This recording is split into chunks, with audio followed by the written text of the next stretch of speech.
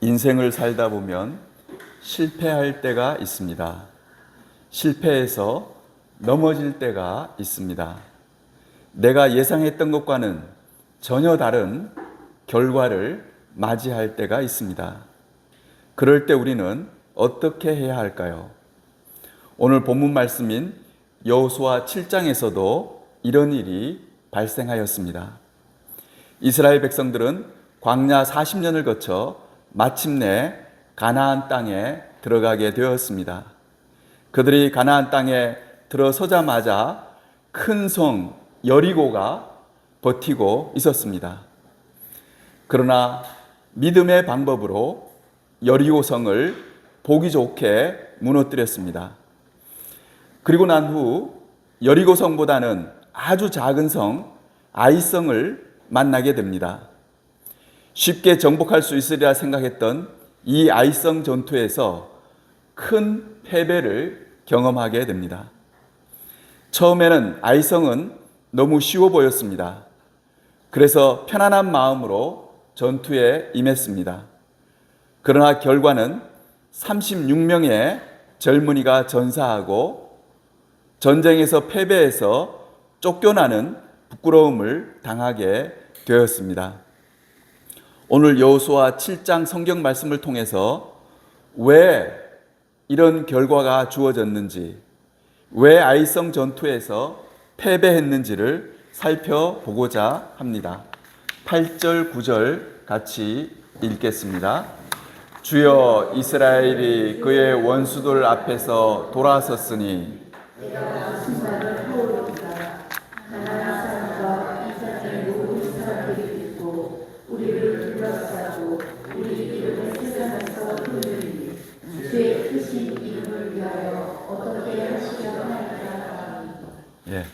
이 8절 9절 말씀은 아이성 전투에서 패배한 이스라엘 백성들의 모습을 보여주고 있습니다. 여기 첫머리에 그의 원수들 앞에서 돌아섰으니 이렇게 되어 있죠. 이 돌아섰다는 말은 쫓겨서 도망하였으니 하는 말입니다. 이스라엘 백성들이 작은 아이성을 침략해서 그들과 전투를 벌였는데 패배하여 허겁지겁 쫓겨 도망하는 모습을 보여주고 있습니다. 이스라엘 백성들은 이런 모습이 너무나 수치스럽고 하나님을 모르는 이방 사람들 앞에서 이런 수모를 당한다는 것이 믿어지지 않았습니다. 그래서 9절을 보면요, 이렇게 되어 있죠. 가나안 사람과 이 땅의 모든 사람들이, 이 말은 그 가나안에 있던 사람들, 아이성 사람들이 우리를 둘러싸고 우리 이름을 세상에서 끊으리니 이렇게 되어 있습니다. 우리를 둘러싸가지고 우리를 다 죽이려고 한다는 거예요. 우리를 멸절시키려고 한다고 얘기하고 있습니다. 그러면서 주의 크신 이름을 위하여 어떻게 하시려 하나이까 이렇게 되어 있습니다. 주님, 이제 우리들을 어떻게 하시려고 하십니까? 하고 이렇게 절규하는 것을 볼 수가 있습니다. 10절 말씀 같이 읽겠습니다. 여호수아에게 이르시되 일어나라, 어찌하여 이렇게 엎드렸느냐. 아멘. 고등학생 딸과 중학생 아들을 둔 한 어머니가 있었습니다. 남편은 건설업에 종사하던 사람이었습니다. 남편의 일이 잘 되었기 때문에 남부럽지 않은 중산층 생활을 하고 있었습니다. 그러던 어느 날 남편이 부도를 맞게 되었습니다. 건축을 의뢰했던 사람에게서 돈을 한 푼도 받지 못하게 되었습니다. 공사는 다 했어요. 그래서 공사를 위해서 사용했던 여러 가지 자재비나 그 다음에 사람들을 썼던 인건비 등이 고스란히 빚으로 남게 되었습니다. 날마다 빚쟁이들이 와서 험한 말을 하곤 했습니다. 하는 수 없이 살고 있던 춘천 집을 처분하고 원주에 있는 조그만 단칸방으로 옮겨가게 되었습니다. 애들도 다니던 학원을 다 끊고 어머니는 파출부로 또 청소부로 닥치는 대로 일하게 되었습니다. 이 일로 인해 이 가족은 돈이 없는 것도 문제였지만 더 큰 문제는 그 가족 모두가 자신감을 잃고 주변에 자신들을 알고 있던 모든 사람들로부터 멀리 떨어지게 되었습니다. 왜냐하면 무일푼이 된 자신들의 모습이 너무나 초라하고 수치스러웠기 때문입니다. 그래서 춘천을 떠나 멀리 원주에 가 살게 되었습니다. 오늘 본문에 나오는 작은 성 아이성 전투의 패배는 여호수아와 이스라엘 백성들을 당황하게 하였고 심히 낙심되게 하였습니다. 그래서 그들은 엎드려 있었습니다. 엎드려 있었다는 말은 다시 일어나 싸울 용기가 없었습니다. 아이성 전투의 패배는 이스라엘 사람들에게 큰 수치심을 주어 주었고 자신감을 잃게 만들었습니다. 여호수아 7장 5절입니다. 같이 읽겠습니다. 아이 사람이 그들을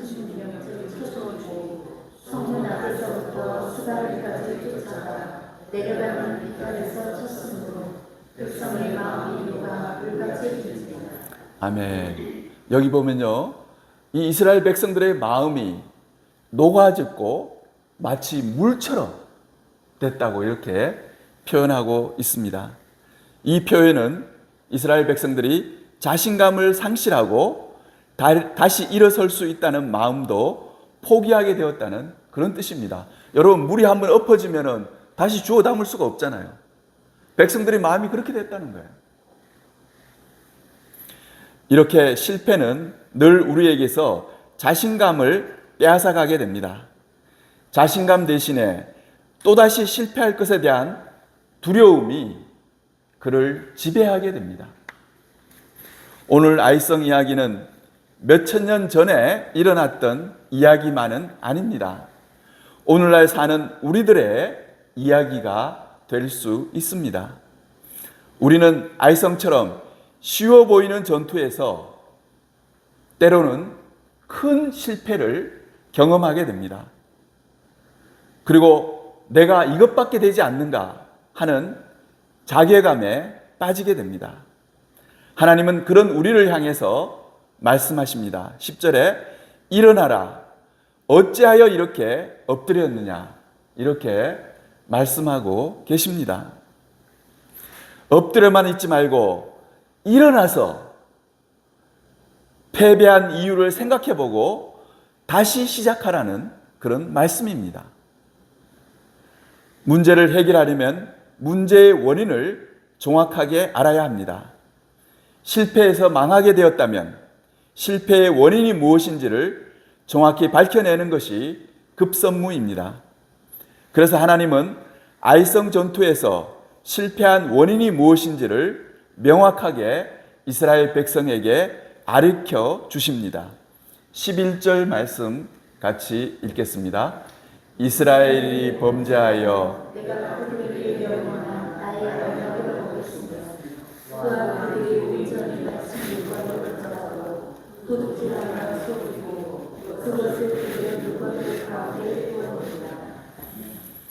하나님은 이렇게 말씀하십니다.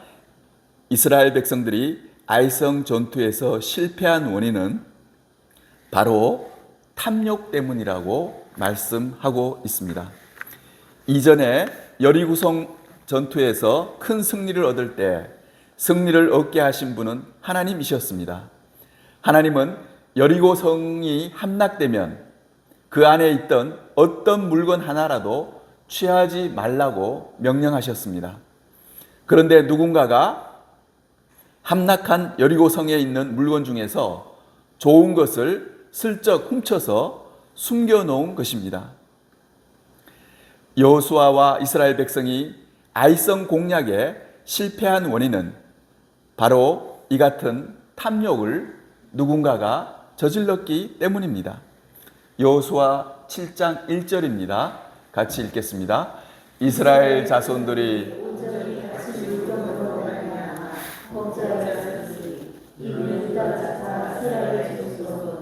그의 손자 발미의 아들 아간이 온전히 바친 물건을 가져왔습니다. 여호와께서 이스라엘 백성들에게 진노하십니다. 예, 여기 보면요, 아간이라는 사람이, 아간이 군인이었습니다. 아간이라는 군인이 그 여리고성, 함락된 여리고성에서 주님이 어떤 물건도 취하지 말라고 그랬는데 거기에 있던 물건을 가져갔다는 거예요.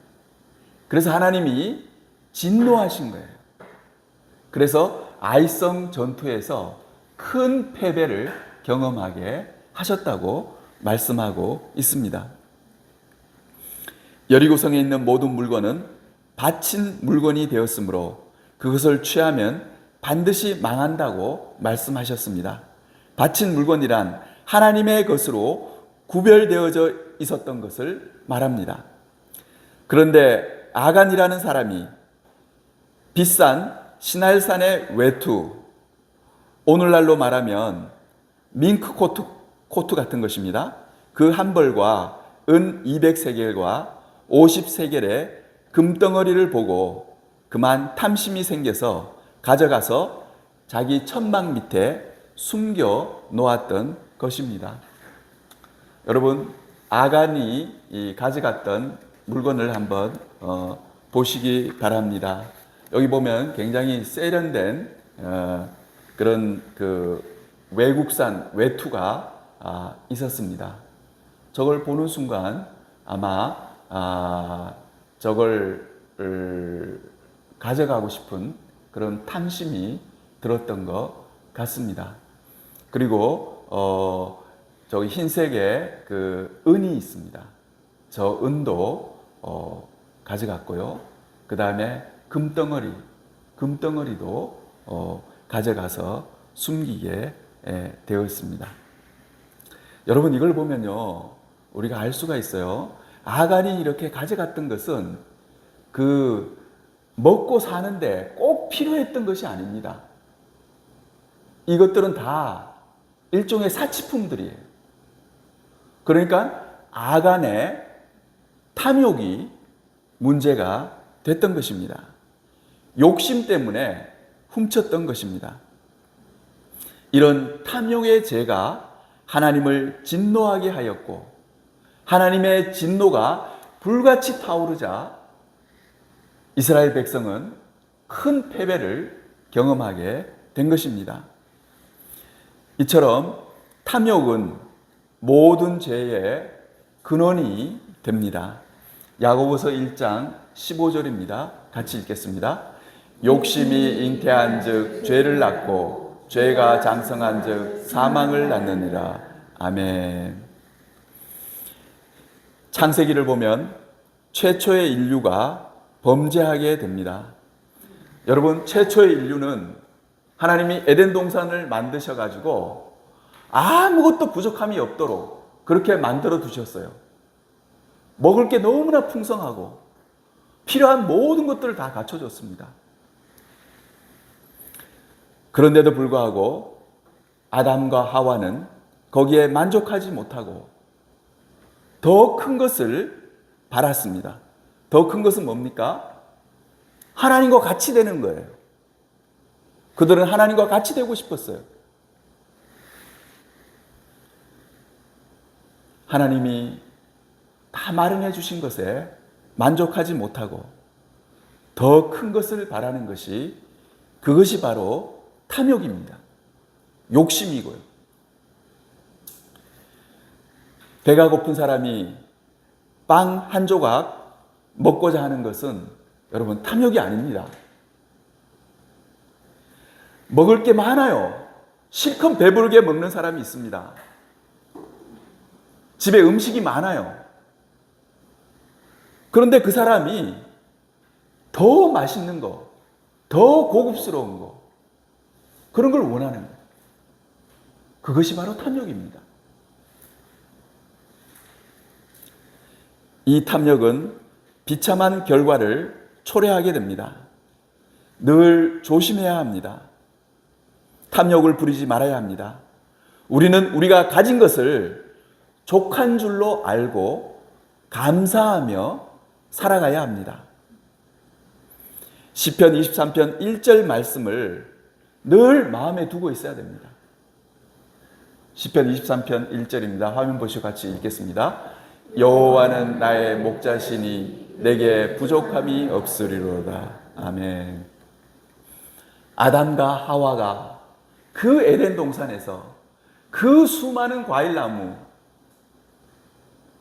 그것을 주님 감사합니다, 저는 부족함이 없습니다, 그런 마음을 가졌으면 범죄하지 않았겠죠. 그러나 그러지 못할 때 탐심이 들어오게 되고 탐욕이 들어오게 되고, 그러면 그것이 어떻게 되냐면 그것이 죄가 되는 거예요. 죄를 범하게 됩니다. 잘 살려고 하는 마음, 행복하게 살고 싶은 마음, 부족함을 느끼지 않고 만족하며 살고자 하는 마음, 이런 것은 여러분 잘못된 것이 아닙니다. 잘못된 것은 뭐냐 그러면 탐욕입니다. 내가 필요한 것 이상으로 욕심내는 것이 바로 탐욕입니다. 다윗이 범죄하는 장면을 한번 생각해 보시기 바랍니다. 다윗이 높은 옥상 같은 데서 걷고 있었습니다. 그러다가 모욕하고 있는 한 여인을 보게 됩니다. 바로 우리아의 아내 밧세바입니다. 다윗은 그 여자를 보고 아름다움만 느꼈던 것이 아니고 어떻게 하냐 그러면 그 여자를 자기 소유로 삼고자 했습니다. 그래서 신하들을 보내가지고 그 여자를 궁으로 데려오게 합니다.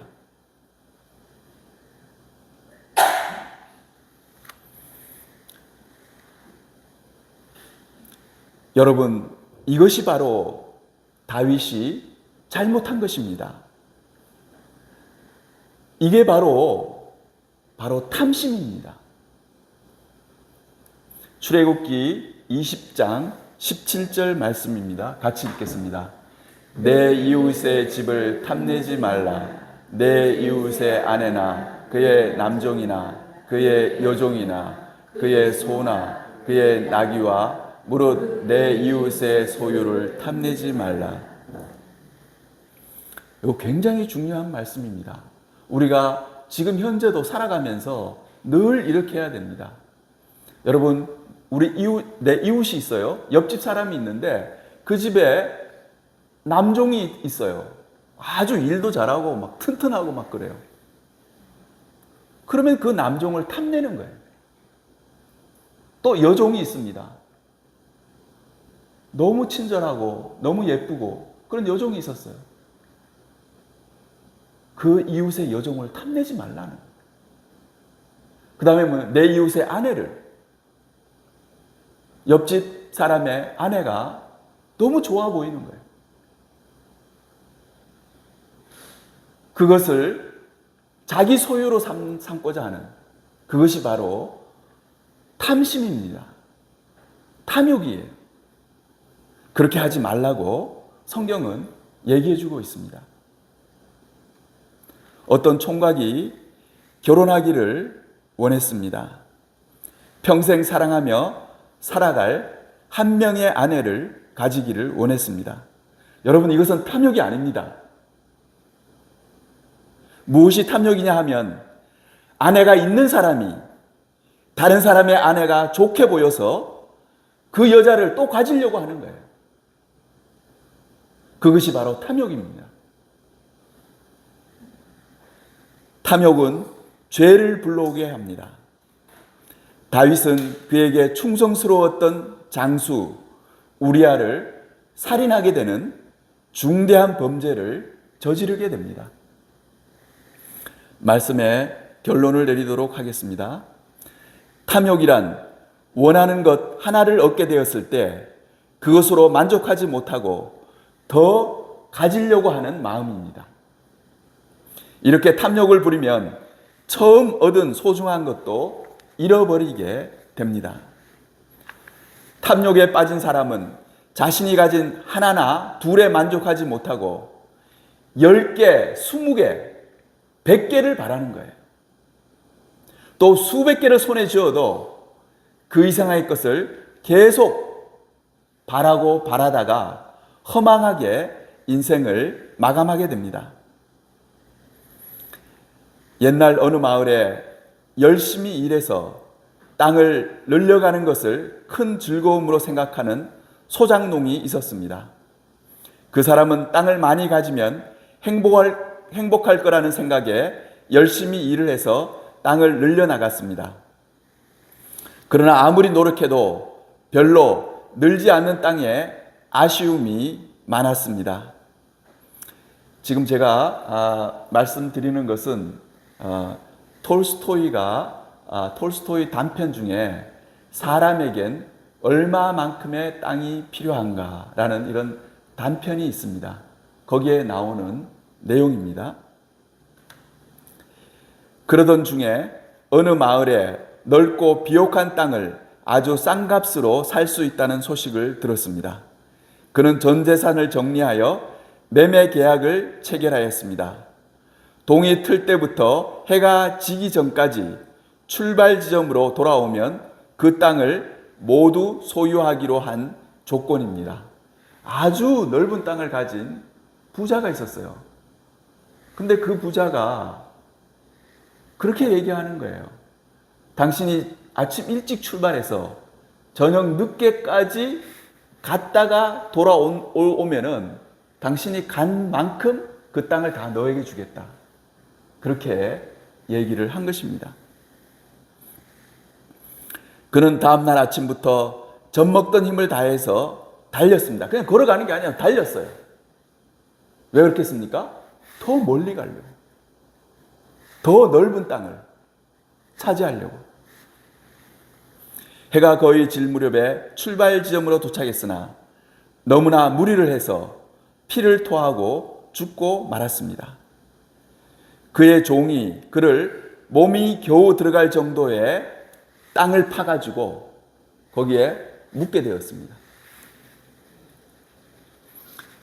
이것이 바로 이 톨스토이 단편에 나오는 주인공 바흠의 이야기입니다. 여러분, 이 그림을 한번 보세요. 이 바흠은요, 더 넓은 땅을 차지하기 위해서, 더 넓은 땅을 자기 소유로 하기 위해서 저렇게 달리고 달려서 더 넓은 땅을 차지하고자 했습니다.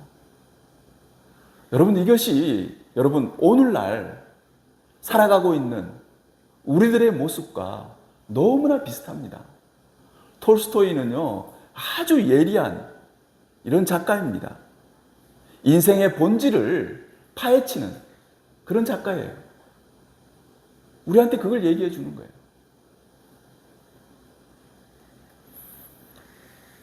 사랑하는 성도 여러분, 우리가 어떻게 하면 탐욕을 멀리할 수 있을까요?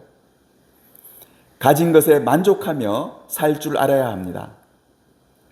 내가 없는 것을 자꾸 생각하지 말고, 또 그걸 자꾸 바라보지 말고 내가 가지고 있는 것을 볼 줄 알아야 합니다. 다리 한쪽을 잃은 사람이 있습니다.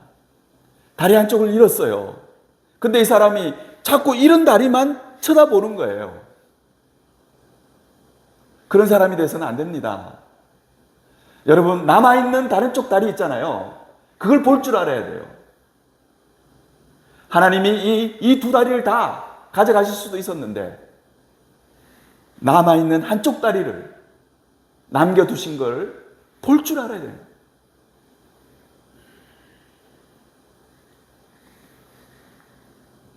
가지고 있는 것을 소중하게 생각하고 만족해하는 마음이 바로 자족입니다. 자족하는 마음이에요.